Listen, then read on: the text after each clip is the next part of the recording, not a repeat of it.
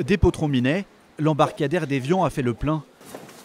Chaque matin, la même foule se presse direction Lausanne, de l'autre côté du Léman. Bonjour, bienvenue à bord. 60 mètres de long, 700 passagers à bord. Le Navy Express est le nouveau vaisseau amiral de la CGN.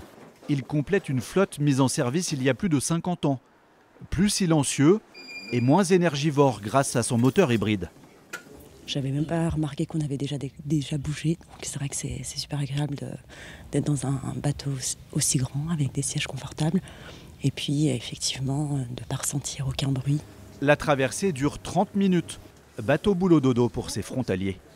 Il est très beau ce bateau. Il est vraiment très sympa, c'est un palmier. Mais je pense pas qu'il répond vraiment aux attentes des frontaliers qui étaient une demande d'avoir des bateaux plus fréquemment que ce gros bateau qui au final, il y a quand même des gens qui sont encore debout. Ce qu'il faut faire, c'est les horaires pour le soir. Il faut en mettre un peu plus. Ça sera mieux. Mesdames, Messieurs, dans quelques instants, nous arriverons à Ouchy-Lausanne. Prochain arrêt, Ouchy-Lausanne.